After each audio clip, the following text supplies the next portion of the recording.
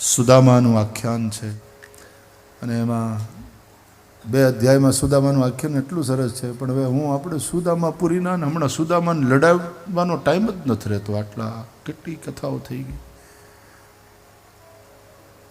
પણ કાકાનું બનાવેલું સુદામા આખ્યાન એની 2 કડી તો ગાવી જ પડે.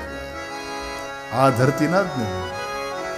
જુઓ સુદામાજી દ્વારિકામાં જાય છે, જુઓ સુદામાજી દ્વારિકામાં જાય છે.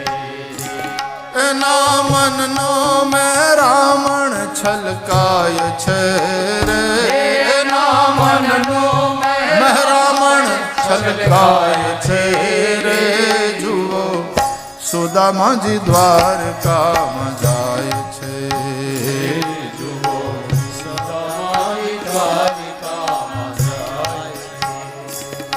બહુ સરસ કથાનક છે. મેં જૂની કથાઓમાં તો બહુ સંભળાયું છે, આપ લોકોને સાંભળ્યું હશે ને એની કેસેટો એ વાગતી હશે ક્યાંક ક્યાંક. ઘણા બધા અમારા કથાકાર જગતના વક્તાઓ પણ આ આખ્યાન ગાય છે. કૃષ્ણ અને સુદામાનું સખ્ય. સુદામન એટલે કે દામ એટલે કે રસ્સી, એનાથી આમ મજબૂત રીતે બંધાયેલો એવો સુદામા. પ્રકૃતિના 3 ગુણ ઈ જ દામ છે, રસ્સી છે. એનાથી બંધાયેલો એવો જીવ એ સુદામા. અને એ જીવ અને શિવ નિત્ય સખા છે. એ કૃષ્ણનો સખા છે. ભૂલાઈ જાય ભગવાનને અને દુઃખી થાય, પણ એની પત્ની સુશીલા એને યાદ દેવડાવે કે કૃષ્ણ તમારા મિત્ર છે, જાઓ ને દર્શન કરવા. આ સુશીલા એટલે સુબુદ્ધિ. એ સુબુદ્ધિ ક્યારેક યાદ દેવડાવે, હરિને યાદ કરો, હરિનું સ્મરણ કરો, એના દર્શન કરો. અને સુદામો જાય છે 4 મુઠ્ઠી પૌવા લઈને. એ 4 મુઠ્ઠી પૌવા એટલે ધર્મ, અર્થ, કામ અને મોક્ષ, આ 4 પુરુષાર્થની જેટલા પ્રમાણમાં આપણે કમાણી કરી હોય એ કમાણીને લઈને દ્વારકાધીશને ધરવા જવાનું છે. એ જ પૌવાની પોટલી. પૌવાની પોટકી ને જેષ્ટિકાએ લટકી, પૌવાની પોટલી જેષ્ટિકાએ લટકી. એના મનમાં મનમોહન ને મળવાની છટકી, મનમાં મનમોહન ને મળવાની છટકી.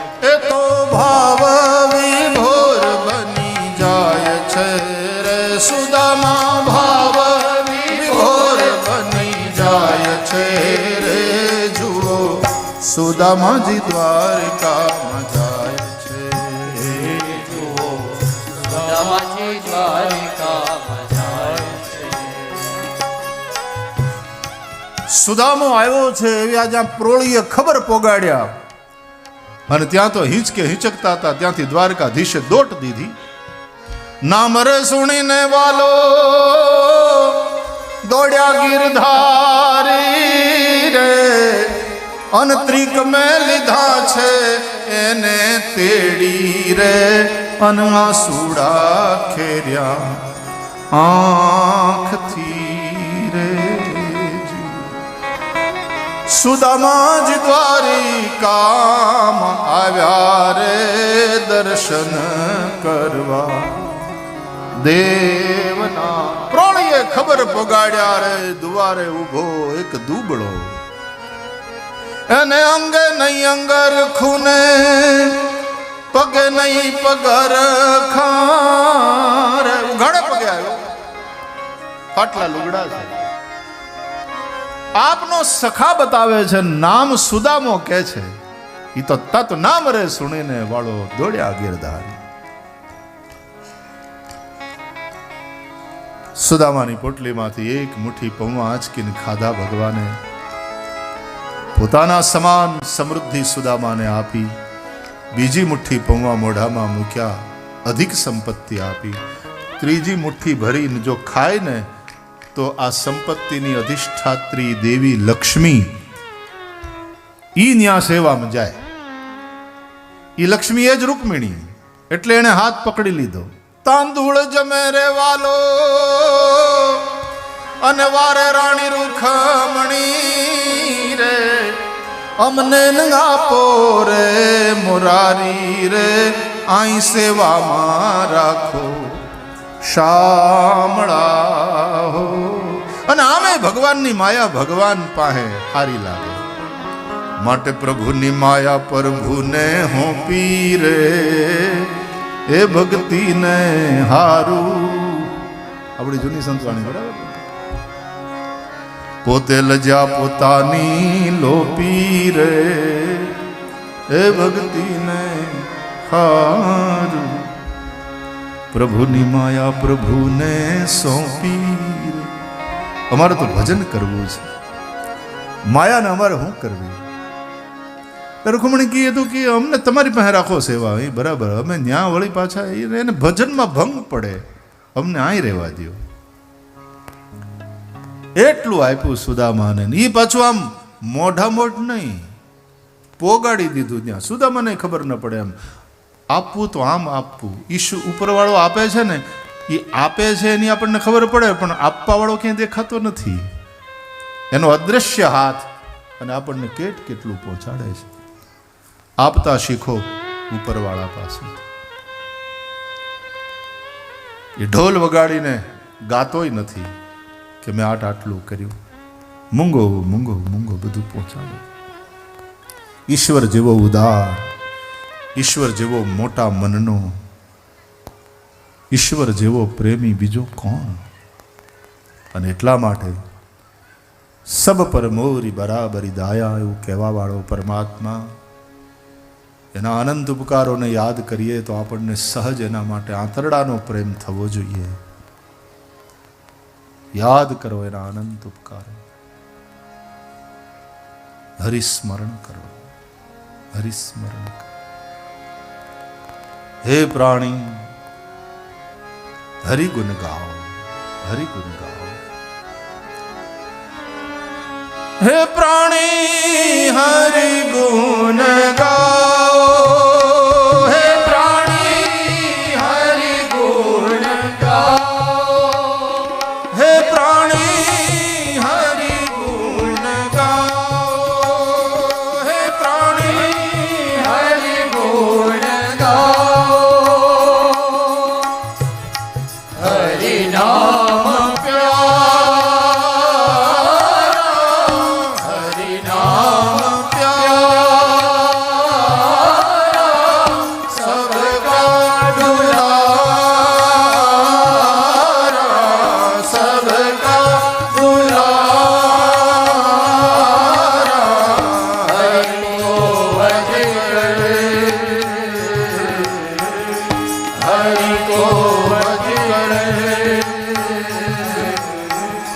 સુખ શાંતિ પાઓ. હે પ્રાણી હરિ ગુણ ગાઓ, હે પ્રાણી હરિ ગુણ ગાઓ, હરિ ગુણ ગાઓ, હરિ ગુણ ગાઓ.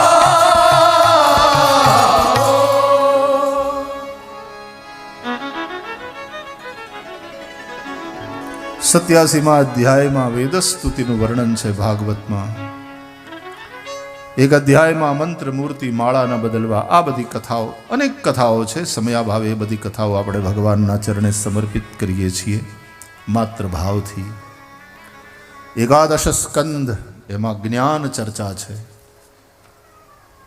એમાં એક સંવાદ વસુદેવજી અને નારદજીનો છે, અને એના અંતર્ગત નિમિરાજા અને નવયોગેશ્વરોનો સંવાદ છે. નિમિરાજાએ 9 યોગેશ્વરોને 9 પ્રશ્ન કર્યા. 9 યોગેશ્વરોએ એને જે જવાબમાં સત્સંગ કરાવ્યો એ કથા છે. પછી ભગવાન શ્રી કૃષ્ણ અને ઉદ્ધવનો સંવાદ છે. ભગવાને લીલા સંવરણ કરતા પહેલા ઉદ્ધવને જ્ઞાનોપદેશ કર્યો. એ સંવાદ અંતર્ગત રાજા યદુ, કૃષ્ણના પૂર્વજ રાજા યદુ અને યોગી અવધૂત દત્ત ભગવાન, એની વચ્ચે જે સંવાદ થયો અને દત્ત ભગવાનના 24 ગુરુઓની કથા દત્ત ભગવાને સંભળાવી, એમાં કેવા કેવા ગુરુ? પૃથ્વી વાયુ આકાશમ અગ્નિ ચંદ્રમા રવિ આપઃ. અજગર ને પિંગલા નામની વેશ્યાય છે ને એમાં કુમારી કન્યાય છે. આવા બધા ગુરુઓની પાસેથી જડ ચેતન કરોળિયા જેવા કીટકો એ બધાની પાસે, પતંગિયું મધમાખી, આ બધાને ગુરુ કર્યા અને દરેકની પાસેથી જે જે જ્ઞાન મળ્યું એની ચર્ચા 11મા સ્કંધમાં કરવામાં આવી છે. 10મો સ્કંધ છે ને એ માખણ છે, તો 11મો સ્કંધ એ ઘી છે. માખણને તાવીને જે ઘી કર્યું હોય, યા 11 સ્કંદ ઘૃત જેવું છે આ જ્ઞાન. પચાવવું અઘરું, પણ પચે તો બહુ શ્રેષ્ઠ. ઉદ્ધવને જ્ઞાનોપદેશ કરીને પછી ભગવાન દુર્વાસા આદિ ઋષિઓનો પિંડારક ક્ષેત્રમાં જે શાપ થયો હતો યદુવંશને, એ અનુસાર ભગવાન સૌ યાદવોને લઈને પ્રભાસ પાટણ જાય છે. ત્યાં તીર્થ દેવતાઓનું પૂજન કરી, તીર્થમાં સ્નાન કરી, ત્યાં તીર્થના પુરોહિતો બ્રાહ્મણોને સાધુઓને ખૂબ દાન કરી, પિતૃઓનું તર્પણ કરે છે. અને પછી વારોણી પી અને ભાન ભૂલેલા યાદવો એકબીજાની સાથે લડે છે. આ બધી ભગવાનની જ ઈચ્છાથી ભગવાનની લીલા થઈ રહી છે. હવે હંકેલો કરવાનો છે. જેમ બજાર ઉઠી જાય ને ફૂટપાથ ઉપર ઓલાય પાથરણું કર્યું હોય ને, પછી જેમ કેમ બધું હમેટવા માંડે કે હવે કાલ આજનો વેપાર પૂરો. એમ ભગવાનની આ લીલા છે, એમાં કંઈક ને કંઈક નિમિત્ત બનાવી. ઋષિઓનો શાપ તો નિમિત્ત છે, બાકી આ દુર્વાસાદી બ્રાહ્મણો, આ બ્રાહ્મણ એટલે કોણ? ભગવાનનું જ મુખ. બ્રાહ્મણોસ્ય મુખમાસીત. એટલે આ દુર્વાસાદી બ્રાહ્મણોનો શાપ થયો, એનો મતલબ હું? ભગવાનને મોઢેથી ભગવાનથી બોલાણું, એનો એક અર્થ એવો થાય. એટલા તો ભગવાન દ્વારા ભગવાનની જે લીલા છે.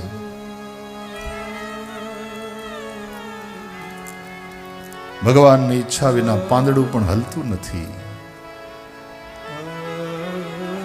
લીલાને સંકેલવાની હતી એટલે પ્રભુએ આવી બધી ગોઠવણી કરી. પ્રભાસમાં યદુવંશ ક્ષય થયો. દાવજી પણ એક ભૂવિવર દ્વારા પોતાના ધામમાં પધાર્યા અને પ્રાચીને પીપળે કાળિયો ઠાકર ટેકો દઈ પીપળાના થડદે પગની માથે પગ ચડાવીને શત્રુભુજ નારાયણ હવે તૈયારી કરે. જે ધરતીને આટલા વર્ષો પર્યંત પ્રભુનો સ્પર્શ મળ્યો હતો,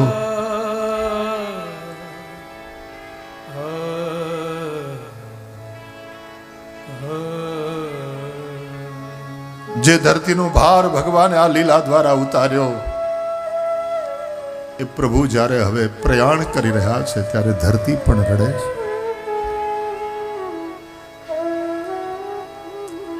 જેમ ક્યારેક ધણિયાણી પોતાના ધણીને પોતાની આંખો સામે દેહ ત્યાગ કરતો જોવે, એના પ્રાણ જાતા જોવે.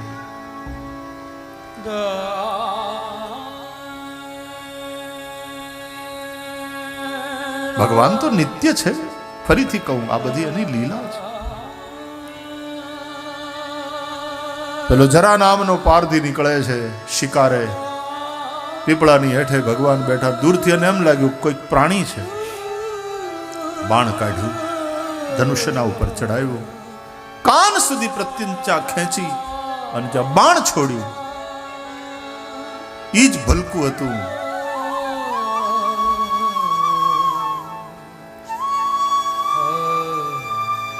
હળમુસળનો બચેલો ટુકડો,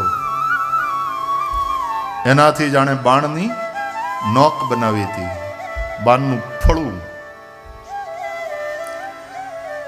સનસનાટી કરતું બાણ આવ્યું અને દ્વારકાધીશના ચરણમાં વાગ્યું.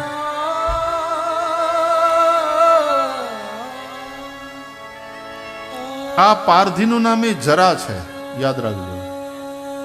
જરા એટલે બુઢાપો, એટલે બાકી કૃષ્ણને 125 વર્ષ માથેથી ગડથોલિયા ખાઈને વયા ગયા હતા, પણ વાળ એકે ધોળો નહોતો થયો, આંખનું તેજ ઓછું થયું નહોતું, મોઢામાંથી એકે દાંત હલીને પડી નહોતો ગયો, જરા વૃદ્ધાવસ્થાનો કોઈ સ્પર્શ નહોતો. પણ છેલ્લે છેલ્લે ભગવાને એનોય મહિમા ટકે એટલા માટે એનું બાણ પોતાના પગમાં સ્વીકાર, અને જ્યારે બુઢાપો આવે ને સાહેબ, ત્યારે પેલા એના બાણ પગમાં જ વાગે, આ જાય.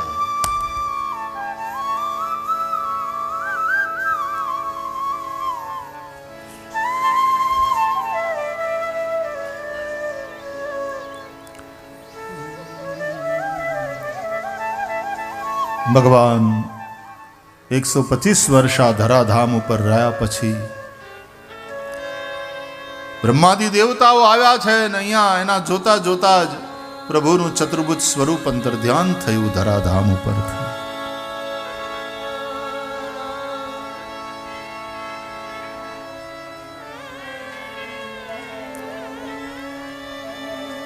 ભગવાનની આજ્ઞા પ્રમાણે ભગવાનનો સારથી દારૂક દોડીને દ્વારકા પહોંચ્યો. દ્વારકા વાળાને કીધું, આ સમાચાર આપ્યા ને કીધું કૃષ્ણ નથી હવે, એ ભાગો ભાગો, છોડી દો દ્વારકા, દરિયો ડૂબાડી દેવાનો દ્વારકાને, 7 દિનની અંદર જેને નીકળી જાવ હોય નીકળી જાઓ, આ દ્વારકા નહીં રહે. ઉચાળા ભરવા માંડ્યા જે બચ્યા હતા એ બધા. અર્જુનને બોલાવ્યો હતો, એટલે બાકીની વધેલી સ્ત્રીઓને લઈને અર્જુન કૃષ્ણે હોંપેલા કામ પ્રમાણે એને લઈને જાય છે.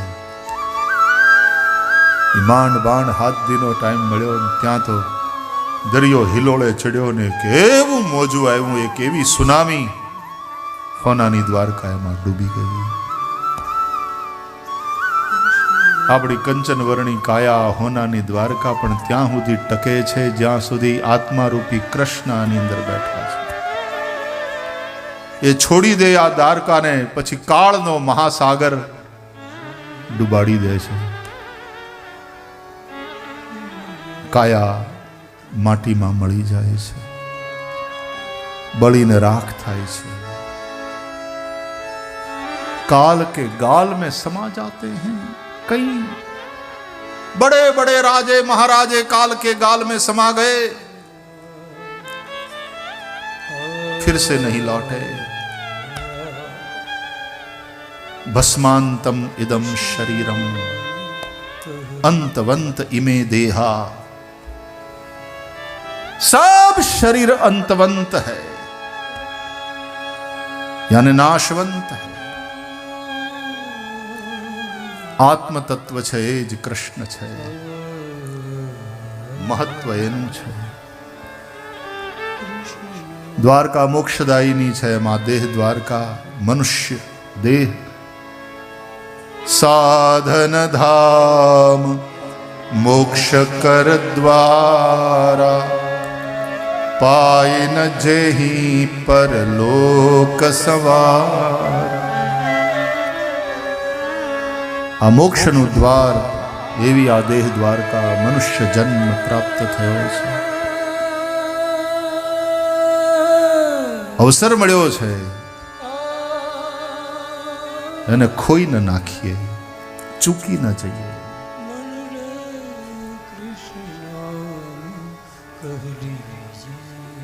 કૃષ્ણ પરમાત્મા સ્વધામ પધાર્યા અને ત્યાં દ્વાપર યુગ સમાપ્ત થયો.